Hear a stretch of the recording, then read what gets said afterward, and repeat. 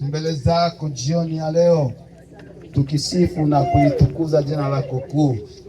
Asante mfalme wetu, kwa maana tunajua kwamba ulijua ya kuwa wakati na saa kama hii tutakuwepo hapa kwa ajili ya tukio hili. Kwa hiyo Baba, tunaenda kuliombea neno lako tunaloenda ukumbushana juu ya safari yetu ya kwenda mbinguni. Nibariki neno lako Baba wa amani, lipaki upako wa mafuta ya Roho Mtakatifu, nikienda kuapisha nguvu za giza, maarifa huyo movu, kila lolote liwezalo kuwa kama kikwazo wala kipingamizi kwa ajili ya neno, ninalitokomeza kwa uwezo wa jina la Yesu. Bwana Baba, tunahitaji upate kutusaidia. Wasikilizaji, tunahitaji utulivu, tukitarajia hiyo furaha ya mbinguni kupata kuvujika ndani yetu, ili tupate kupokea kwa nguvu za Roho Mtakatifu ile ambalo umetuandalia. Tumie kama spika tu, kila litakalo limetoka kwako. Tubariki na kutuongoza katika yote, tunaomba katika jina la Mwokozi wetu Yesu, amen. Bwana Yesu asifiwe. Tunakumbushana neno kuhusu kutumika kazi katika ukamilifu au uaminifu. Kuwa mkamilifu au mwaminifu katika kazi yoyote ile ambayo unaenda kuifanya, na kazi unayoifanya ikiwa unaipenda na kutimiza shughuli zake, ndipo utaenda kupata mafanikio. Bwana Yesu asifiwe sana.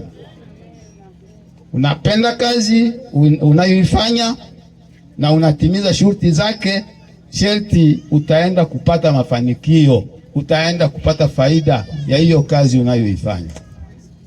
Tusome maandiko matakatifu.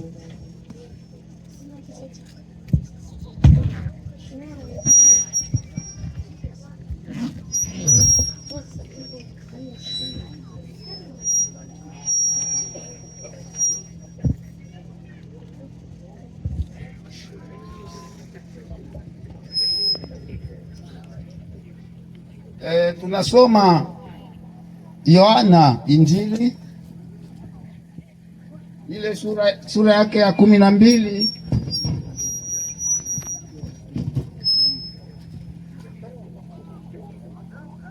na mstari wa 26. Biblia yangu ina maandiko madogo sana. Amen. Yohana 12:26, Biblia nasema, ndio, mtu akinitumikia na anifuate, nami nilipo ndipo na mtumishi wangu atakapo kuwapo. Tena mtu akinitumikia, Baba atamheshimu. Amen. Amen.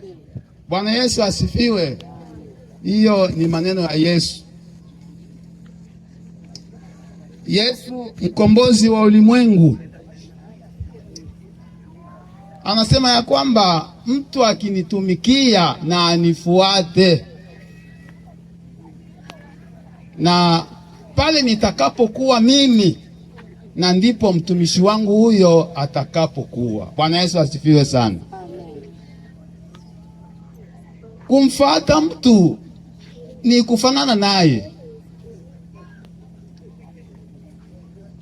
kufanya yale yote ambayo yule unayemfanana naye anayoyafanya.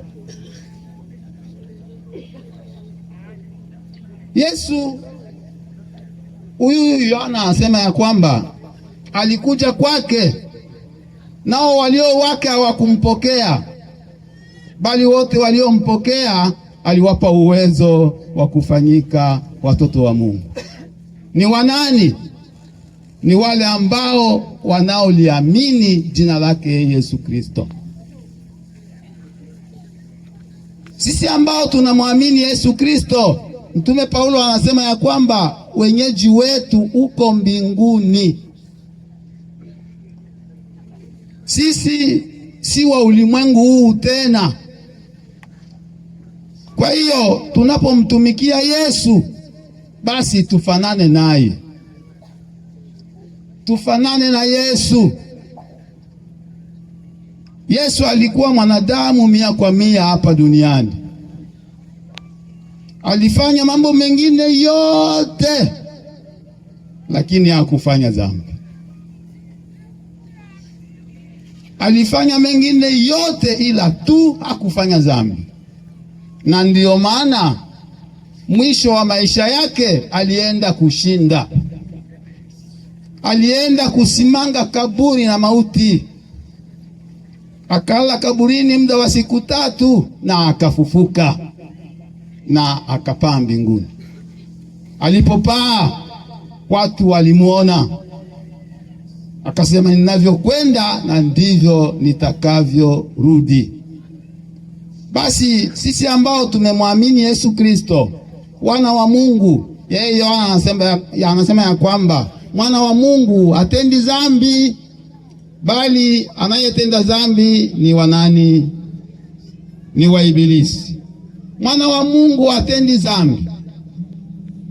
Basi kazi tunayoifanya kumtumikia Yesu tuifanye kwa ukamilifu, tuifanye kwa uaminifu, tuutimize shuruti zake, na ndiyo itatufanya twende tupate faida. Mtume Paulo anasema ya kwamba wenyeji wetu uko mbinguni. Basi siku ambazo zinatubakilia kuishi hapa duniani ni siku chache tu, ni siku chache kabisa, ni siku chache. Hii safari ya kwenda mbinguni ama kifo hiki ambacho kinamfikia awaye yote, hata mimba inaenda kupata hiyo kifo. Mtoto wetu huyo ambaye tumemsindikiza leo, kwa kweli mengi yalikuwa iko mbele yake, lakini Mungu ameona ya kwamba ampumzike kwa siku ya leo. Petro anaenda kutuambia namna gani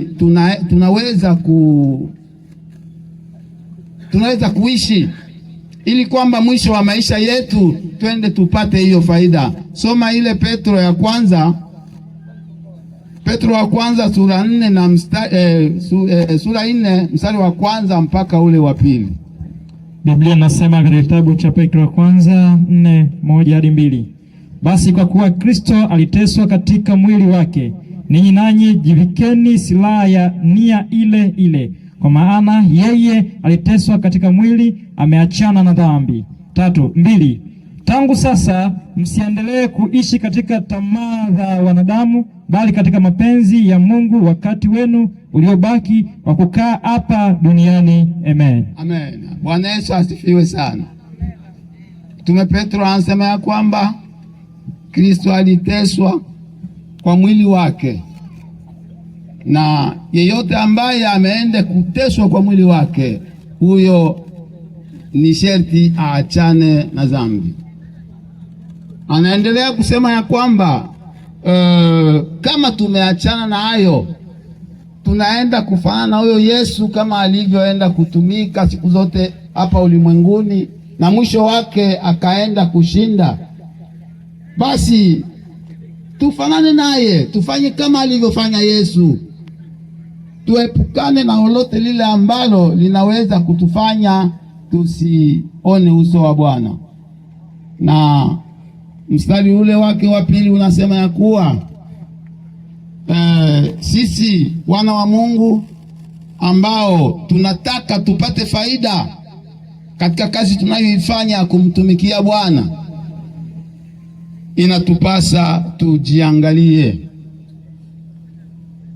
Anasema pale kule mstari wa ile sura ya 12 na 26, anasema ya kwamba mtu akinitumikia Mungu atamuheshimu. Bwana Yesu asifiwe sana. Ukiheshimiwa Mungu, nani atakudharau? Na maandiko inatuambia kwamba ina thamani machoni pa Bwana mauti ya mcha Mungu. Mcha Mungu ni yule ambaye anamtumikia Yesu katika ukamilifu, katika uaminifu, katika kutengana na dhambi.